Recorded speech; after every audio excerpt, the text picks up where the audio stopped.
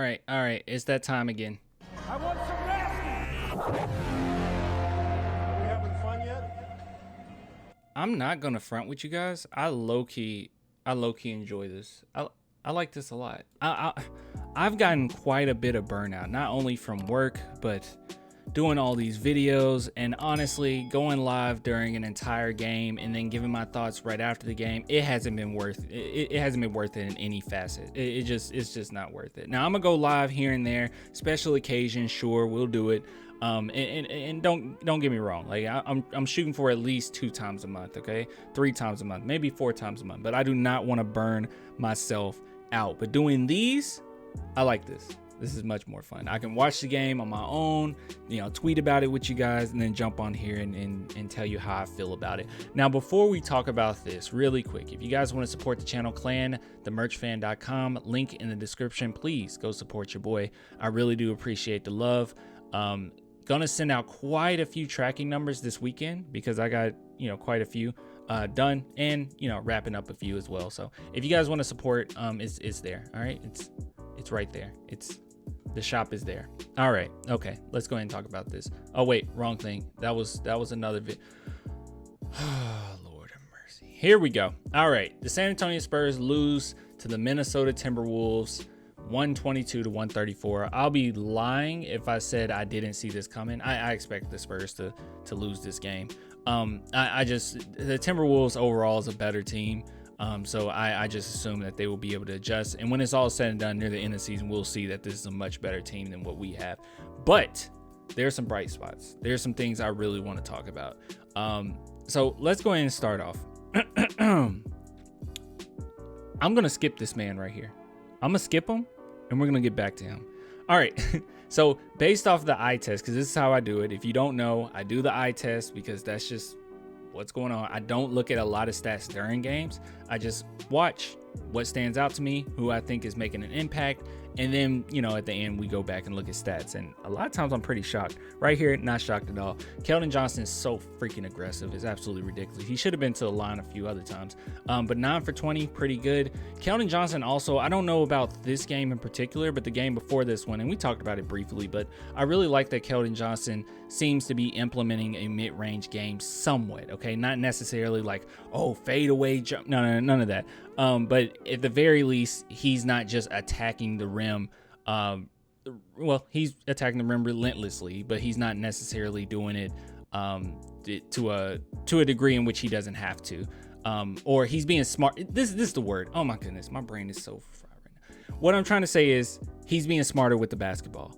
And previously, Keldon Johnson, maybe last season, not necessarily the case sometimes, right? Like no matter who it is, he's going to go into your chest. But Keldon Johnson seems to have adjusted, especially going against the Timberwolves, which you would have to with those centers they have. And he did fairly well. So I really like what I saw from Keldon Johnson overall. Not much there. It's just Keldon being Keldon. So it is what it is. Jakob Poeltl, once again, good job, nice work. Had another double-double, 4 assists. Only 2 turnovers, which not bad at all. So yeah, not much there. Nothing to really talk about. Poeltl did his thing. All right, so Trey Jones, he had another game. So he went 3 for 12. The other game, I think he went 3 for 10. I'm not going to sit here and like talk bad about him or anything. He had a whole 7 rebounds, which is really impressive for his size. But overall, I'm not going to harp on Trey Jones. This is the thing. I've said this over and over again. I know it like irritates a lot of people in the comment section, but I don't know what to tell you, man. Like Trey Jones, I like Trey Jones. He's a solid point guard, but I think that people get upset when I hype up certain players that I think can be more. And like people like Trey or players like Trey Jones, I don't necessarily get like super excited. But the reason being is because I think Trey Jones has a pretty clear limit as far as what he's going to be. And I think that's fine. He's just a solid player. I put him in the same category as I would like a Corey Joseph, right? Like Corey Joseph, I absolutely love Corey Joseph. And he had moments where it was like, whoa, oh my God, what was that? But overall, he's just a solid point guard, and that's fine. I don't know why some people want it to be more. But Trey Jones is pretty limited in what he can do offensively, but he has just about perfected his floating game. So I like Trey Jones. I would never say at this point, if maybe my opinions have changed I don't know, but I would never say at this point that it would make sense to like trade Trey Jones or anything. Like, I think he's fine on the team. I like him on the team. But moving on. Hopefully I cleared that up. Probably didn't. Still made someone mad. Josh Richardson did some Josh Richardson like things. Very solid role player. We all know this. But what stood out to me was these 10 assists. Like, oh my God, dude. I was not expecting that whatsoever. Even watching the game, I didn't even notice it. It seemed like a pretty subtle assist, but good for him. That's pretty doggone good. And if you're wondering, like, if you're like, wait, where's Josh Primo and where's Devin Vassell? They were out because they were hurt. They were hurt. They were out because they were hurt. I'm expecting us to see a lot of that this season, to be honest with you guys. Like, because I think with Josh Primo, he just like his butt hurt because he hit the floor really hard last game. And they were like, okay, you're gonna sit. And then like Devin Vassell was like, hey, like I have some soreness, and they're like, all right, you're gonna sit. So Pop is gonna do that really quick. If you have any type of soreness, you're sitting. So don't think for 1 second that Pop is not familiar with the tank. Okay, Pop will tank. It's fine. I only on Twitter, I know I talk about this a lot, but I'm literally making jokes about how Pop doesn't know how to tank. He's gonna tank. I'm just joking, and the team isn't necessarily good enough to not tank anyway. So anyways, moving on. Isaiah Roby, eye test, I didn't see a ton of them. It wasn't super effective out there, but then again, very versatile defense. But he wasn't really guarding anybody out there. Zach Collins, not much there that I can really like, that really stands out. I will say this initially, and I said this, the first few games, specifically the preseason, actually, I was really worried about Zach Collins. I was like, I have no idea if he's going to be able to like hang in there because he just looked sluggish. Not like he's playing lazy or anything. It's like it's just his injury. He looked sluggish. He looked a little slow. It's like, I don't know if he's going to be able to hang in there. But thus far, I will say with a lot of confidence, him adding that 3-point game, because he will let it launch, okay, at least a few times a game. That 3-point shot that he's implementing quite a bit in these games, I think that's what's going to keep him in there. And I really do think that he's been playing pretty decent if you compare it to the preseason. At least the eye test tells me that. Statistically, this game he wasn't great. 3 fouls, 3 turnovers. Yeah. Most turnovers in the team will tied for most in the team, so not great. Doug McDermott took a bunch of shots, man. 6 for 14. That's a bunch of shots. Had 19 points. Not super great, but I mean pretty doggone good. I mean, we're talking nearly like 50% overall. So he did his thing. I like that about Doug though. If Doug got it flowing, he's just gonna keep it going. All right, KBD. Look, I know you guys are getting bored about these. Like, we want to get to the good stuff. But KBD 6 for 9 field goal. Now some people got like overly excited about KBD. No. I love me some KBD. Don't get me wrong. Okay, I'm starting to like him more and more as the game's going. I'm like, oh, he's a pretty good guy you can plug in there. But no, I'm gonna tell you this right now. You guys can like tell me to shut up. I don't know what I'm talking about. But his points were the most unimpressive points I've ever seen in my entire life. Obviously being hyperbolic. A lot of it was focused on Jakob, and then he was able to like get some baskets, get some easy baskets. But he played well nonetheless. Like, I do like KBD. Moving on, Jang, nothing there. All right, okay. This is why I waited. Okay, this is why I waited. Romeo Langford. I don't care about the stats. Okay, Romeo Langford and Jeremy Sochan.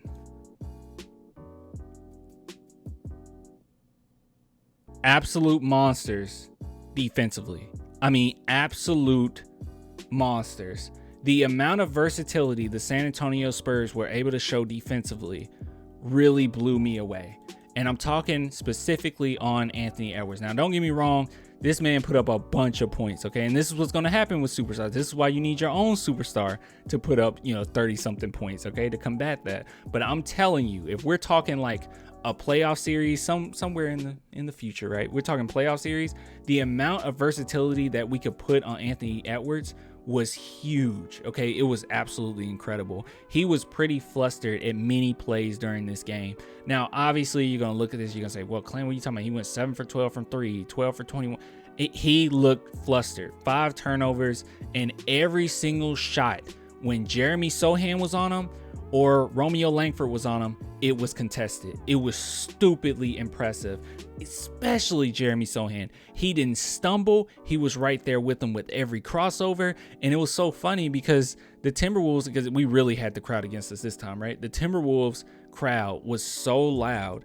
And every single time Anthony Edwards would make any type of move, they would say, ooh, oh my God. And it was like, I don't know why they were doing that, because Sochan was in front of him the entire time. He did not get across or past Jeremy Sochan that often, and every single time Sochan was there to contest the shot and make it hard for him. So I absolutely love the way that we played Anthony Edwards.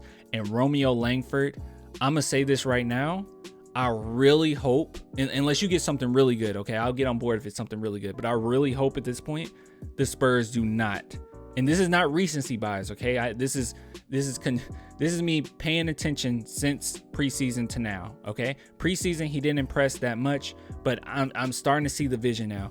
Romeo Langford, the potential is definitely there when you put a fire under him.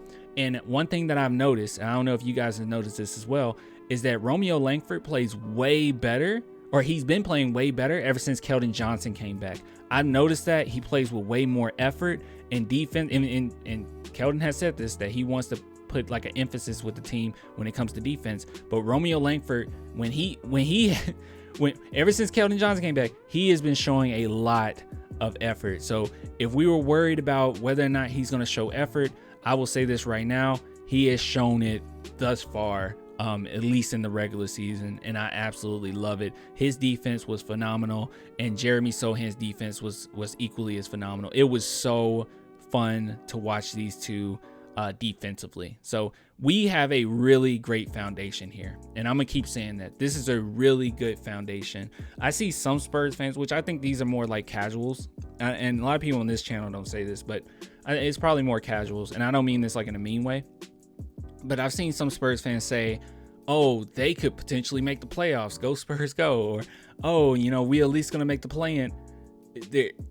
That's delusional. If you've been paying attention, that's delusional. This team is not gonna go, and that's not me like not having faith in the guys. Them individually, I think that they're gonna do well. I think Sochan is gonna earn his spot. As far as a starting, well, he's already kind of earned it, but you get what I'm saying. He's gonna keep that spot as a starter. I think Keldon Johnson's gonna make somewhat of a leap. Devin Vassell, obviously, I think he's going to really solidify his new role as kind of like a Klay Thompson type build. That's just how I see him. Jakob Poeltl probably going to be traded, let's be honest. But I think the Spurs are going to trade Richardson, probably trade Poeltl if the price is right. And that's going to leave you with nothing but young guys. And you're going to eventually have to bring in Malachi Branham, Blake West. This team is not going to win a bunch of games. They're going to fight. They're going to play hard. But Pop, any excuse that he can to sit a guy, he's going to do it. So just keep that in mind. And shoot, I wouldn't, which I don't know if this is against the rules or not, but I wouldn't be surprised if Pop came up to, some of the guys and like, your knee hurt today, right? He's like, yeah, my knee hurts today. And he's like, all right, we're gonna sit you. I don't know if that's against the rule. I have no idea. But I'm assuming that, it's going to be a lot of that this season. So, the casuals, they're going to think that, oh, the Spurs aren't going to. The Spurs know what's ahead of them. They're not stupid. They know what's coming into this draft, and they're not going to fumble it just for like pride's sake. They're not going to do that. This is a very smart franchise, and Popovich has even said himself he knows what it takes for you to be a championship caliber team. He said himself that this is a really good foundation. I agree with that, but he knows himself that you need a superstar, and the San Antonio Spurs unfortunately do not have that. I say it all the time. Obviously, I think Josh Primo will be that.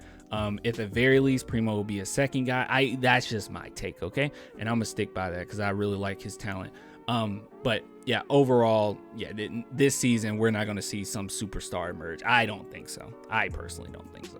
But that's just me. Also, Malachi Branham. I think Malachi Branham could be a star as well. But Victor Wembanyama, I don't know if they're even touching that. I'll be honest. I don't even know. Even Scoot Henderson, I don't even know. Dude, could you imagine Scoot Henderson teamed up with Preem? Oh my God. That would be so nasty. But anyways, besides the point, I got sidetracked. I have no idea what we're talking about anymore. Overall, how did I feel about the game? It was a game. The Spurs played hard, as they will always. Came up short. Obviously, I think Minnesota's just a better team. That's just what it's going to come down to. As the season goes on, we'll see more of that. But they fought. They played hard. And I think that's a really good foundation for this team. As long as you're not winning a bunch of games, and we'll be good. You want the foundation, but you also want to build upon that foundation. If you can't build upon it, then what's the point? But anyways, if you guys want to support the channel, clanthemerchfan.com, link in the description, or become a patron and YouTube member, only $2 per month. I'll get with you later. Until next time, man.